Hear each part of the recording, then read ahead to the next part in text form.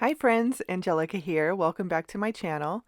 Today I have a fun Halloween card to share with you, showcasing the new Essentials by Ellen Halloween Bouquet stamp set.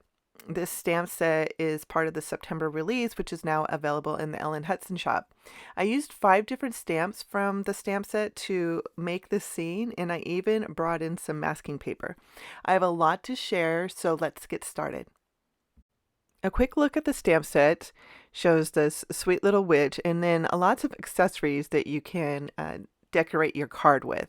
So we're going to use that bouquet of ghost balloons, and then there's a balloon strings and a few other things that I'll get to later. But I'm going to start with the ghost first because I'm just doing a 1 layer coloring project, and I want the ghost to be at the front. I want the witch to be standing behind the balloons. So I am starting with the balloons.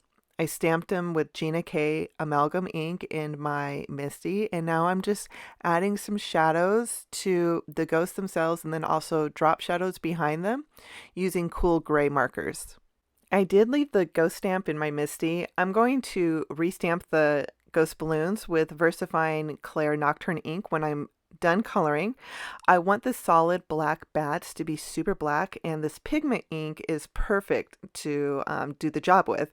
It's not Copic friendly though, which is why I didn't use it in the first place. If I touch my Copic marker to the ink, it will smear and it'll stay on my nib of my marker too. I don't want that. So I stamped with the hybrid ink first so I can color, and then I'm going to darken up those lines with the Nocturne ink. I'm not using any dies for this card, so I'm going to make a mask for one of the ghosts. I want the ghost to stay in front of the witch.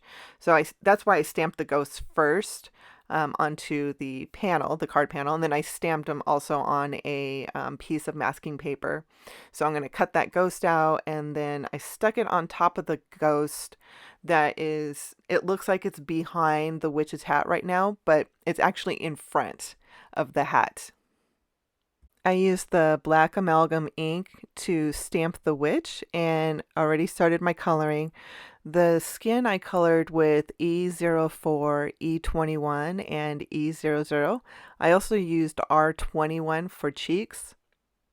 And now I'm just adding the drop shadow and ground shadow to the scene before I move on to her dress and hair. So I love adding ground shadows just using a small line, and I use the darkest color closest to the subject. For this witch, I just put a really short line of the C6 right under her feet, and then I blended that line out a little bit with C4 and then again with C2, just keeping that ground shadow in a really thin line. For her hair and dress, the bottom of her dress, I wanted it to be green. So I started with YG05, and that's going to be the lightest green that I'm going to use. And then I'm going to come back with YG17 to start adding in where I want there to be shadows. So whatever's closest to her face, her neck, under her hat, and then under the dress, I'm adding just a quick line of the YG17, and then I'm going to really darken up that shadow line with G29. G29 is a really dark green, and it's perfect to make bold shadows. And now I'm just going to work my way back to the lightest color again, starting with YG17 to blend the G29 out a bit, and then I will use YG05 just to make sure all the colors are blended together. And then I will move on to the dress. My 3 favorite colors I love to use for Halloween is green, orange, and purple. So I'm going to make her bag orange, and then her dress is going to be purple, starting with V12. I'm just going to add a quick layer of the color, and I'm going to come back with my darkest color next. I'm going to add a few lines at the bottom so I can put in some pleats at the bottom of the dress, and then I'm going to flick out some of the V17 coming from her right side, and flicking it out sideways is going to give her dress a little bit of a curve. I'm coloring on Nina's Solar White 110-pound cardstock, and this is a cardstock that I don't normally color on, so I wasn't quite sure how much ink I could use, and I did end up bleeding a little bit out of the line by the bag with the purple ink, but that's okay because I just used a really dark ink to cover up where the ink bled, but uh, just keep that in mind depending on what paper you're using, how much ink you should be coloring with. I'm using V15 to blend out the V17, especially on the right side. I brought the pleats up a little bit more with the V15, and then I will use V12 just to make sure all the inks are blended together. Now, because I was bleeding a little bit out of the right line into the bag, I didn't take the V12 all the way to the edge. I can tell that there was enough ink on the dress. I didn't need the ink to spread out any more past any black lines.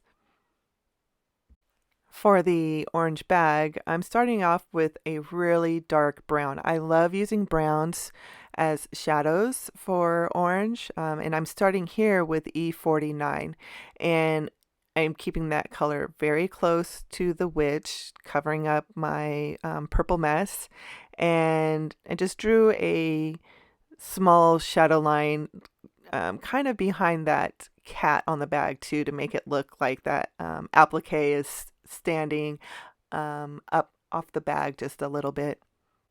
I'm going to blend out E49 with E09, and then I'll finish with YR18 and YR15. The E49 and E09 inks didn't blend together as well as I would have liked, so I did bring in E39 just to add a barrier between those two colors so it didn't look so forced. Once I finish coloring the bag with the last couple oranges, and then I'm going to use some gray markers to color the animal that's on the bag, I'm going to put it back in the Misty and re-stamp the witch with the Nocturne ink so she's super crisp and her hat is nice and black.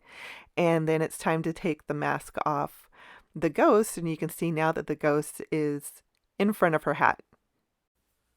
To get the card base ready, I am going to blend some Concord and Ninth inks onto this slimline card base. So I don't have a white panel on top of a white card base.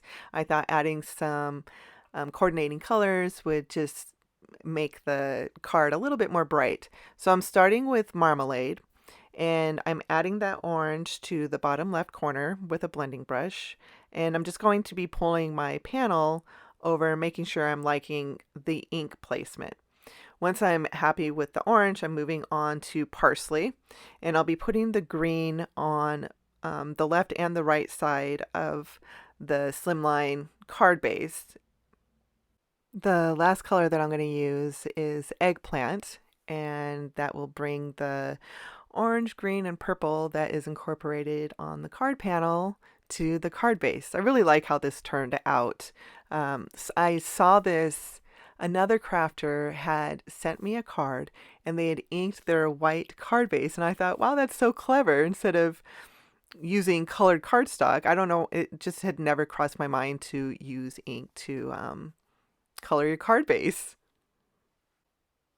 Now for the final assembly of the card, I'm adding double-sided adhesive to the back of craft foam, and this is going to go on the back side of the card panel, and then I will put it on the card base.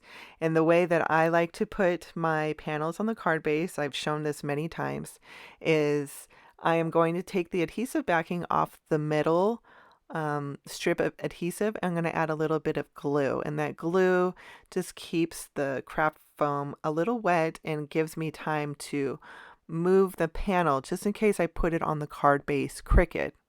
It's just going to take a quick minute for that glue to dry, and then I'm going to use my reverse tweezers to pull off the backing of the rest of the adhesive. Get those backings pulled out and make sure that the panel is secure to the card base, and that finishes the card. I love this bouquet of ghost balloons that pairs perfectly with the witch. There's also a broomstick and a cat that you can use. Again, this is part of the new release, which is now available in the Ellen Hudson shop. And I'll put a link to the shop down in my video description. I want to thank you so much for stopping by today.